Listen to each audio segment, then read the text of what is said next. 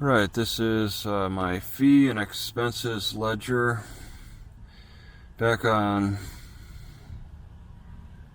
April 25th is when my lawyer came down to the Natchitoches Parish Detention Center to visit me, and he paid $90.09 for mileage. That's a round trip of 154 miles at 58.5 cents IRS standard miles.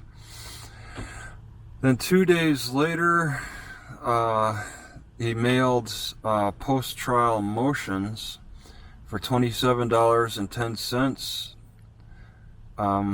On 2 days later, April 29th, he had an advance expense for priority mail for filing for additional post-trial motions.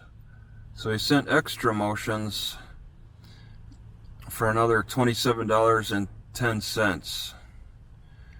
Then, about 3 days later, he traveled from Shreveport to the Natchitoches City Courts for post-trial motion hearings, and then back to his office. He drove 155 miles round trip at 58.5 cents per mile, with a total of $90.68. Then on May 5th, he had an expense for deposits for the court transcripts of $300, and then certified copies of the record at $150. Then he had an invoice about 20 days later, 17 days, he got an invoice for speak right transcriptions of Parker's interview and Jimenez's interview for almost $171. Then on June 6th, he had an invoice for an expedited trial transcript that Daniel Balquest paid. And apparently Shanita claims that since there was no writ filed with the court, when Daniel asked for a faster time, she then doubled the charge for expedited. And her excuse is that there was no appeal or writ filed with the court when Daniel Balquest asked for the trial transcript. So she felt like she could charge him double. She quoted him 3 to 6 months, but then made up an expedited charge. So really, this transcript would be half the cost, I guess. Normally, that's still a lot.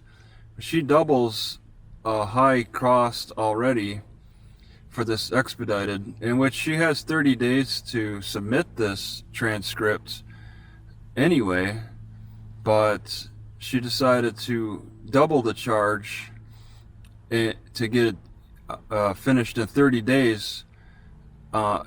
And where that money goes is questionable.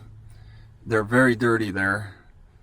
So the cost was what, $1,313.80, and then Daniel was refunded $186.20.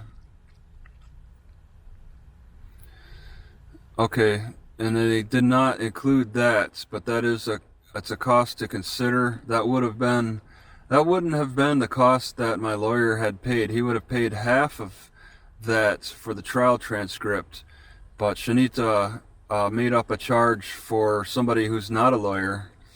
So that's something to be aware of. The court reporter will double the charge for transcripts and also add false information into the transcripts at the prosecutor's for the prosecutor's benefit.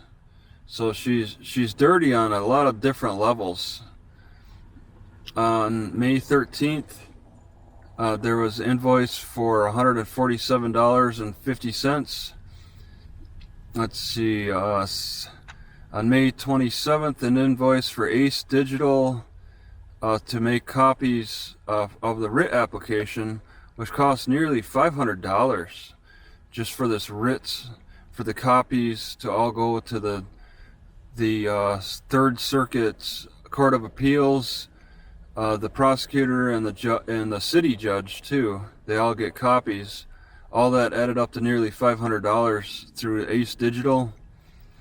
Let's see, there's an advanced expense for mailing of the writs, of those $500 writs, copies of the writs. Then there's they're mailed 3 places for a total of almost $65.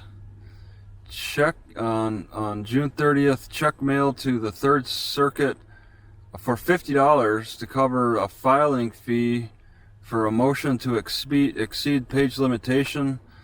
He was limited to like 35 and he needed to go up to 40, something like that.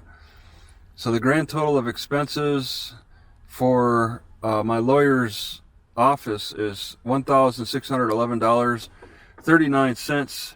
He charges a $15,000 flat fee, and over the course since April 28th till May 18th, there were payments made to the Phil's law office, to total $15,000. The expense of this my writ has been almost $17,000, and I have a $322 credit at this time.